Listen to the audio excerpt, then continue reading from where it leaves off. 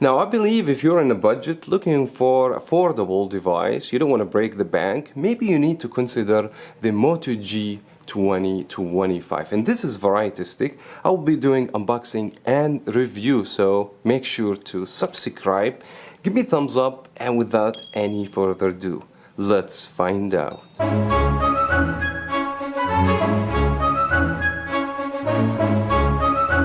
Now the Moto G available with most of the US carriers such as T-Mobile, Metro by T-Mobile, Verizon Prepaid, Total Wireless, Straight Talk, Simple Mobile, etc. Even with Boost Mobile and AT&T. And also the phone available unlocked for a price tag of $199. That's if you buy the 128GB of internal storage. The phone has different variant, 64GB storage. The unit I have from Metro, and as you know, Metro, when you sign up a new number or new activation plus, means you go to the store with the ID, they check it for you. If you qualified, they will give you the phone for free, or if you switch your number from different provider, also the phone will be for free. The retailer price on the time of recording the video, if you want to upgrade with Metro, is going to be $199.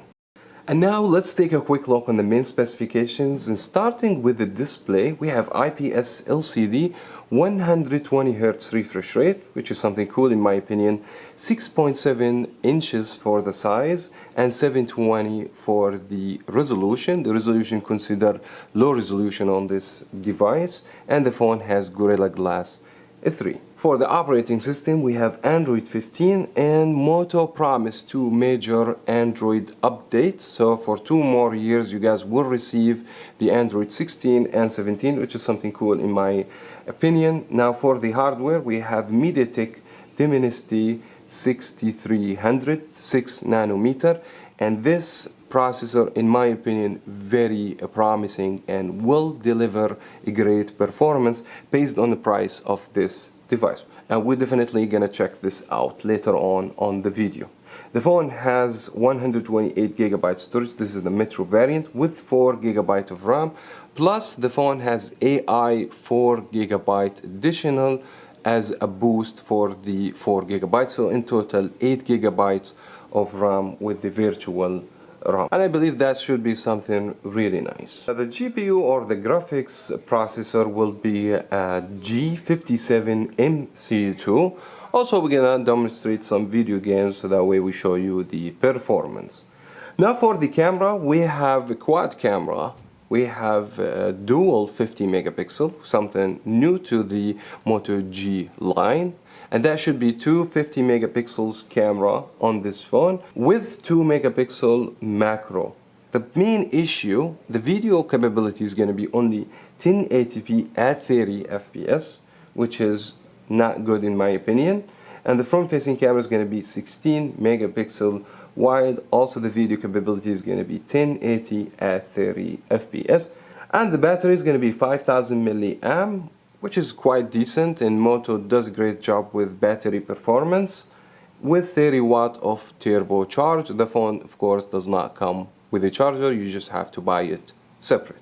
Also, it's worth mentioning the phone has Dolby speakers, so we have dual speaker with Dolby technology. The phone is water repellent, means that the phone is splash proof, which is something great in my opinion. And now let's do a quick unboxing. This is the package of the Moto G 5G 2025, the year, the brand name, and the logo of Moto. So let's go ahead and crack this seal open, take a quick look, and my first impression on the device. So we have cardboard, eco-friendly materials. Also we have paper, and here is the device itself, as you guys can see. And something I have to pay attention to, that the phone has eco leather or silicone leather. It's not genuine leather, but it feels so nice, and it seems like fingerprint's not going to be magnet, and also make the look of the phone so nice and so elegant. That would be a Moto logo, not the fingerprint. The fingerprint should be dedicated with the power key, volume up and down. In this, the 16 megapixel camera, we have headphone jack, we have a speaker, fire from the bottom, and another one from the front. Let me set the phone and just show you what else comes in the box.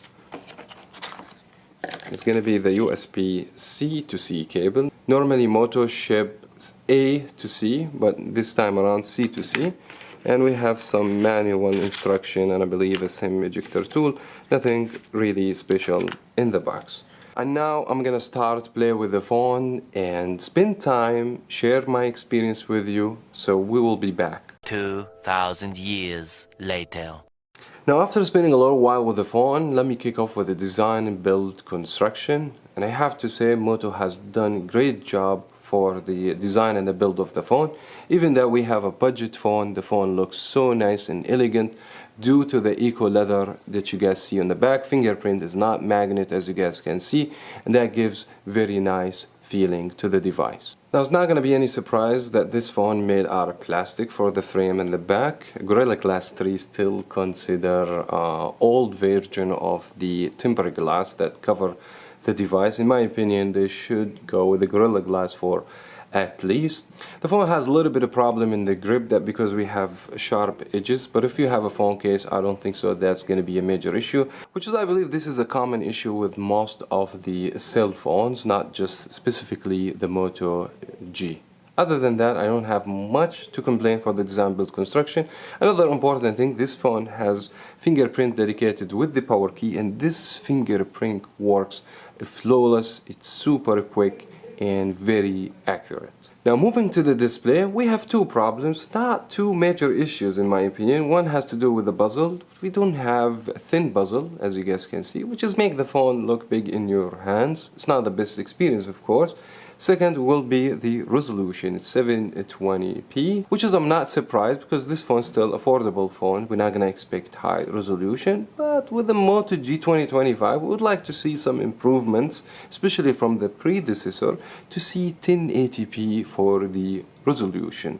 But other than that, we have high refresh rate, 120. The experience using the phone, it's going to be smooth like a butter, and also the screen is very colorful, very vivid, and I don't have issues especially with the angle views or the brightness. So overall speaking, the display in general is great.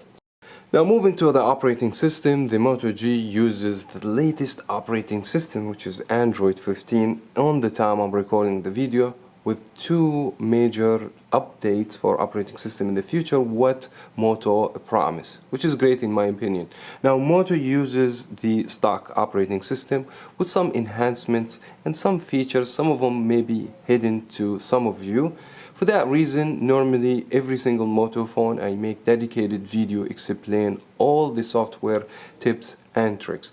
Now generally speaking, I was so happy about the operating system with Moto. It's very snappy, it's not laggy or sluggish. Also adding 120 Hz refresh rate make the experience even better. Make sure you guys subscribe to the channel, hit the bell, you'll be notified every time I upload video.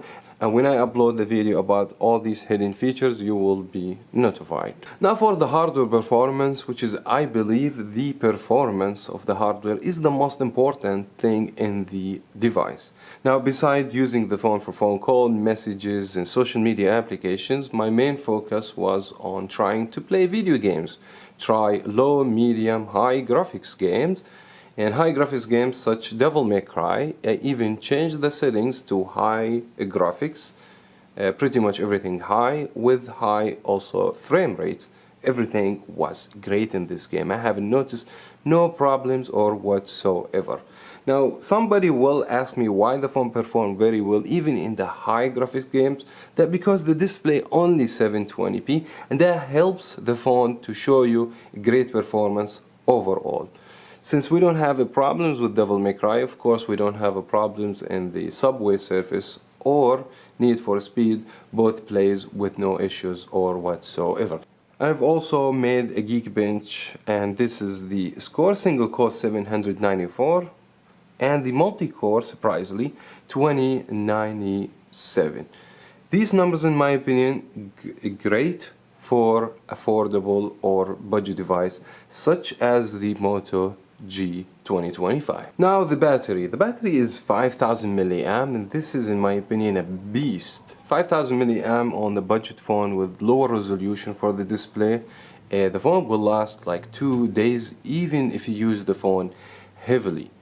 I didn't have any issues with the battery performance. The phone performed very well, especially the phone is still new. By the time you're not going to see the performance of the battery will stay good as the first time you purchase the phone, but generally speaking the battery lasts for a very long time. You're talking about 15 hours of screen on time and up to 2 days if you heavily use the phone with an average of 15 hours, which is great in my opinion. Now, according to some websites, they said the charging speed will be 30 watt. After done my test, and I have even tester for the speed, the phone shows only 15 watt turbo charging, which is not bad in my opinion, but it's still way less than 30 watt. The phone took hour and 40 minutes to fully charge. Last but not least will be the camera, and the camera has some advantages and disadvantages, and one of the advantages of the camera has a dual 50 megapixel sensors, which is great in my opinion, that will give you very sharp pictures, taking pictures during the day under medium light situation using AI for night mode vision. Also the picture will be very enhanced and you're gonna come up with very decent pictures. Rather to be low light or medium light, you should be fine. It's not gonna be the best of course, but to certain points gonna be very acceptable. Also have dual 50 megapixel cameras will help you with the zooming, especially this phone has a macro lens with 2 megapixels. So the phone will give you 2 optical zoom and up to 8 digital zoom, and the 8 digital zoom is gonna be decent, and the 8x digital zoom is gonna be with good quality because the phone enhanced with so many AI. Now the disadvantages of the camera, first will be the video capability. The phone doesn't have slow motion, the phone not able to take 4K, only 1080p at 30 FPS. I mean, at least we need to see 60 FPS. This is the main issue in my opinion. Another disadvantage that the camera does not have ultra wide. Now for the front facing camera, it delivers decent quality for the pictures you've taken. Of course, during the day it's going to take sharp pictures. Portrait is not the best in my opinion for the front facing camera. The background is going to be not very sharp.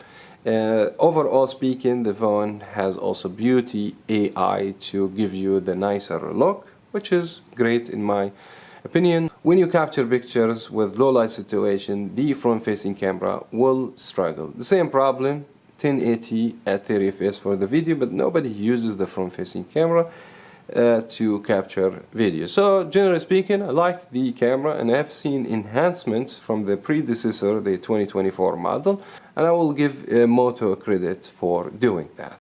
Now, should you get this phone, the Moto G 2025 or not? Now, based on my experience with the phone, testing the phone for a couple of days, I would say this is a great device if you are into the stock operating system. You like Moto devices, of course this is still a great device.